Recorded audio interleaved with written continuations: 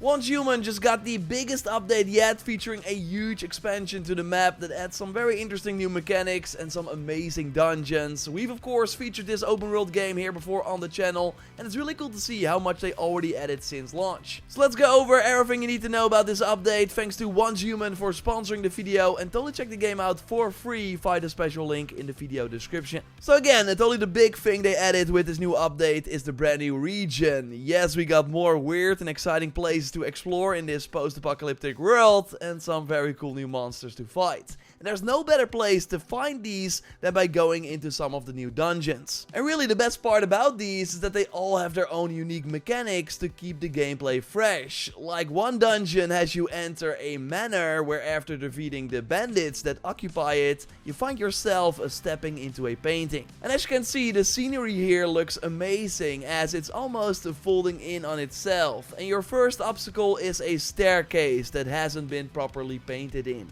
So you need to watch which parts you can actually step on. And later on, this mechanic also comes into play in combat, as you need to throw paint orbs at enemies that are translucent to color them in so you can actually deal damage to them. In another dungeon, you uncover an abandoned lab where a special traffic light deviation has gotten loose. Now, that doesn't sound maybe too exciting until you realize that that means that parts of the dungeon involve a red light, green light mechanic, meaning that if you move while the light is red, you get sent back to the start of the section. And even the boss here utilizes this mechanic, as once the lights on it turn red, you've stopped dead in your tracks, so definitely keep an eye out. I also had to fight in front of a rock stage on a giant snare drum. Yeah, these dungeons are really creative and definitely one of the highlights of exploring the new map. And while going through this new snowy region, you'll encounter a ton of new settlements, full of vendors and NPCs with quests you can complete. And to clarify, all this content is part of a new scenario, which is the seasonal content that is available for everyone for free. You can bring an existing character and some select gear with you into the new season, or you can start from scratch and jump right in. Like, you'll immediately be able to play on the new map when you do so, giving you access to all the new content right away. And even more content will be unlocked as the scenario goes on. And what's cool about these scenarios is that they also add a ton of new gameplay modifiers on top of the new content,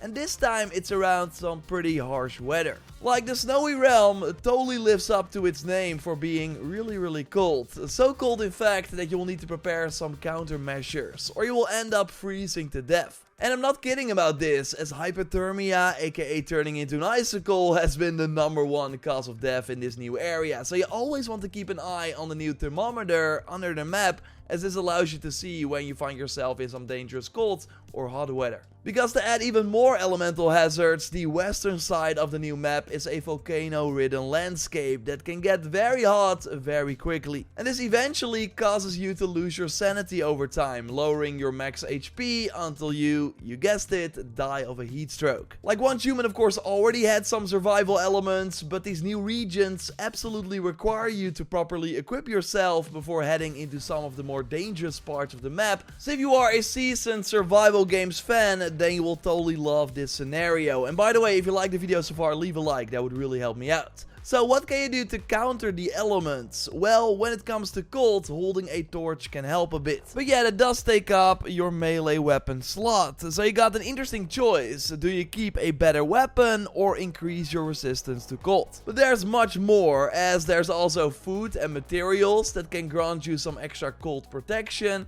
Food is relatively straightforward, you can pick it up and eat it raw or prepare it into a meal. When it comes to materials, you specifically want to hunt down creatures in the colder parts of the map. Using their hide when crafting a new piece of gear will give you extra cold resistance when wearing it. So that's another layer of protection. Then there's the environment itself, as staying inside or close to open fires can help you get your temperature up as well. There are also useful items that you can craft, like a special stone you can keep in your inventory that increases your resistance for a full hour, or a portable heater that you can place down to create a small safe spot for you to recover in. And many of these items also have a counterpart that protects against heat, like a portable air conditioning unit. So you definitely need to engage with all these systems to make it through the heat or cold alive, especially in later areas of this new region.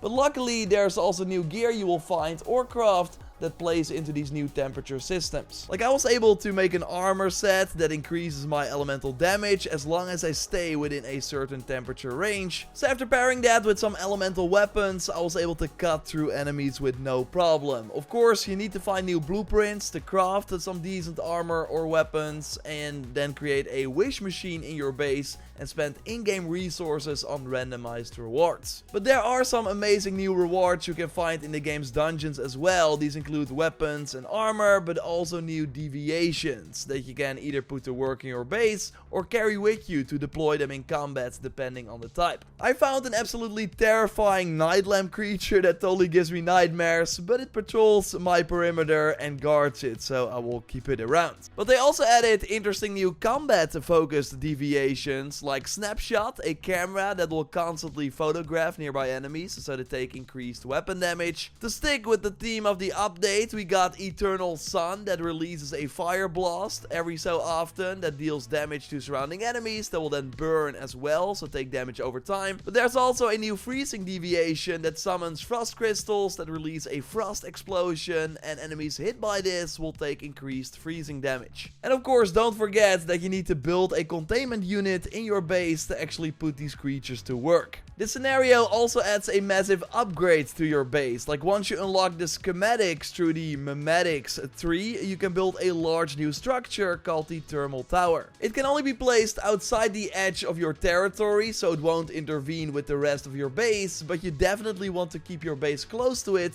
as once you get the reactor up and running, you can control the temperature in the surrounding area. Meaning that you don't have to control the heat and the cold as long as you stay in range of the structure, but that is just the start, as you can unlock many more upgrades for the thermal tower that improves the nearby area and structure. For example, it can turn the land around it into an oil field, which can turn into fuel for your bike, or it can increase the production rate of facilities within the radius. All of these upgrades cost resources, but you don't have to pay the price alone, as the thermal tower is basically one big opportunity for cooperative play. You can namely place multiple bases in the radius of a single tower, and you can also have multiple people working on a single tower, meaning that they can all contribute materials for the upgrades. So while you can build it alone, you will get a lot more value out of these if you find some people to band together with, and in the final phase of the scenario, a dangerous creature called the Snow Weaver will come to attack your tower, so you definitely want some friends around when that happens too. And of course, after the final phase of a scenario, a new scenario will be added, so you can expect way more new maps, challenges, gear, and other free content. We'll keep you posted here, so thanks to Once Human for sponsoring the video.